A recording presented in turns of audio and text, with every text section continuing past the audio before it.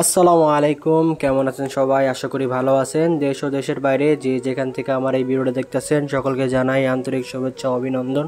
এই ভিডিওর মাধ্যমে তুলে ধরবো গাড়ি ওয়াশের কাজে সৌদি আরব আসলে কেমন হবে, এই কাজটা কেমন, স্যালারি ঠিক মতো দেয় কিনা। তো আশা করি পুরো ভিডিওটা কন্টিনিউ দেখবেন।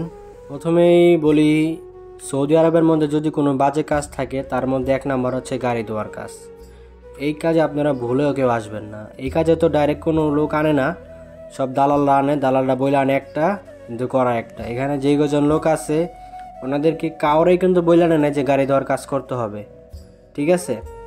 ওই যে লোডিং আনলোডিং পেশায় ফ্রি বিষয়ে আনছে, আইনা বলছে যে রেস্টুরেন্টে দিমু বা অন্য কোনো কাজে দিমু, কিন্তু ওনাদেরকে গাড়ি ওয়াশের কাজে দিয়ে দিছে। ওনাদের কিন্তু একটা লোকের ওয়াকামা নাই, প্রত্যেকটা লোকই অবৈধ। আবার ওনাদের পাসপোর্টও কফিলে আটকায় রাখছে। কত বড় খারাপ সৌদিরা! যারা এই কার ওয়াশের কাজে আসবেন বিপদে পড়বেন। এর চেয়ে বাজে কোনো কাজ নাই সৌদি আরবে। আপনাদেরকে সাবধান করে দিলাম এই ভিডিওর মাধ্যমে, আপনারা কখনো কার ওয়াশের কাজে সৌদি আরব আসবেন না। সবচেয়ে বাজে কাজ হলো কার ওয়াশের কাজ সৌদি আরবের মধ্যে। বেতন এক মাসের আরেক মাসে দিবে, কোনো কোনো ক্ষেত্রে দেখা যায় বেতন দেয়ই না। অনেক অনেক সৌদি আছে যারা বেতনই দেয় না ঠিক মতো। ওনাদের প্রত্যেকটা লোকের 2 মাসের বেতন আটকানো আছে। তো আপনাদেরকে আমি এই ভিডিওর মাধ্যমে সাবধান করে দিতে চাই, আপনারা কখনো এই ভুল করবেন না।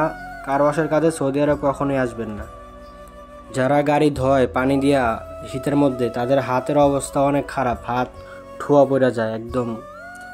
অনেক কষ্ট গাড়ি ধোয়ার কাজে ভাই, অনেক কষ্ট। গাড়ি ধোয়ার কাজে আপনারা ভুলে কেউ আসবেন না। ডিউটি করা লাগে 12 ঘন্টা, বেতন দেয় 1200 রিয়াল 1300 রিয়াল এরকম, এর বেশি হয় না। তার মধ্যে মাঝে মধ্যে বকশিস টকশিস পাওয়া যায়। অনেক সৌদি যদি ভালো থাকে, কোনো ব্যক্তি গাড়ি ধুতে আনে, তো উনি যদি খুশি হয় কিছু দেয় বকশিস, তো সেটা আলাদা ব্যাপার। বকশিস এখন সৌদি আরবে দেয় না, এখন সব কার্ড সিস্টেম হয়ে গেছে, অটোমেটিক কার্ড দিয়ে পেমেন্ট করে, ক্যাশ কোনো টাকাই থাকে না সৌদির কাছে। আগে ছিল বকশিস সিস্টেম, এখন বকশিস টকশিস খুব একটা দেয় না। তো আর কি বলবো, যারাই সৌদি আরব আসবেন ভাই, আসার আগে ভালো মতো যাচাই করে আসবেন। অন্তত ফ্রি ভিসায় দালালের পাল্লায় পড়ে সৌদি আরব আইসেন না। ডাইরেক্ট কোম্পানি হলে সৌদি আরব আসবেন, তা না হলে বাংলাদেশে কিছু একটা করার চেষ্টা করেন। কিন্তু এইভাবে সৌদি আরব আইসেন না, কেউই আইসেন না ভাই। ফ্রি ভিসা নিয়ে আইসেন না। আপনার চাচাতো ভাই মামা তবে আপনাকে বইলে আনতেছে, হ্যাঁ আমি তোমাকে কাজ একটা ব্যবস্থা করে দিব। শেষ পর্যন্ত দেখেন কোনো কাজ না পাইলে গাড়ি দেওয়ার কাজ পাওয়া যায় অ্যাভেলেবেল, কিন্তু এই কাজটা অনেক কষ্ট দেখে সবাই করতে চায় না, কিন্তু এই কাজটা পাওয়া যায়। এই কাজটা সবসময় পাওয়া যায়, কারণ এই কাজ থেকে মানুষ বেশিরভাগ সংখ্যক লোকই পালিয়ে যায়। অনেক কষ্ট, এই কারণেই সবাই পালিয়ে যায়, ঠিক আছে? সৌদি আরব আসার আগে ভিসার মধ্যে দেখবেন লোডিং আনলোডিং অপারেটর লেখা আছে কিনা। লোডিং আনলোডিং যদি পেশা থাকে তাহলে ওই বিষয়ে কখনোই সৌদি আরব আসবেন না। ওটা 100% দালালের কোম্পানি, সাপ্লাই কোম্পানি। আপনাকে এখান থেকে ওখানে, ওখান থেকে ওখানে এভাবে চক্কর করাইবে। আর ভালো সাপ্লাই কোম্পানি হলে তো আলহামদুলিল্লাহ, কিন্তু কতটি আছে বাংলাদেশি দালাল। এই দালালের কারণে আজকে আমাদের প্রবাসীদের অনেক কষ্ট হচ্ছে। আমি নিজেও এটার ভুক্তভোগী। আমি দালালের মাধ্যমে এসে আজকে প্রতারিত হয়েছি। আমি একটা সাপ্লাই কোম্পানিতে কাজ করতেছি, আপনারা হয়তো জানেন। তো যাই হোক, আপনাদেরকে ভালো পরামর্শ দেওয়ার জন্য ভিডিওটা করা।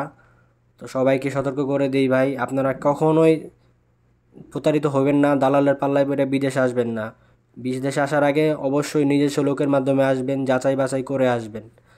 দালালের যদি আপনাকে লোভ দেখায় না, তোমাকে 60,000 বেতন দিব, 70,000 বেতন দিব, এই কাজ সেই কাজ, আপনি কনফার্ম হয়ে আসবেন, 100% কনফার্ম হয়ে আসবেন। আর আমি যেই গাড়িটা ড্রাইভ করতেছি এই গাড়িটা হচ্ছে ডাক্তারের, আমাদের ফার্মাসিতে নতুন একজন ডাক্তার আসছে, তো ওনার গাড়িটা তো ধুইতে নিয়ে আসলাম ওয়াশের জন্য। তো যাই হোক, ভিডিওটা কেমন লাগলো অবশ্যই কমেন্টে জানাবেন। আর এরকম আরও ভিডিও পাওয়ার জন্য অবশ্যই আমার চ্যানেলটা সাবস্ক্রাইব করে রাখবেন। দেখেন আমি বিপদে পড়ছি, এই কারণে আমি চাই না যে অন্য একটা ভাই বিপদে পড়ুক। বিদেশে আসার আগে অবশ্যই সতর্ক থাকবেন, সাবধান থাকবেন, ডাইরেক্ট কোম্পানিতে আসার চেষ্টা করবেন। সাপ্লাই বিষয়ে কখনোই বিদেশে আসবেন না। খোদা হাফেজ, দেখা হবে নতুন কোনো ভিডিওতে।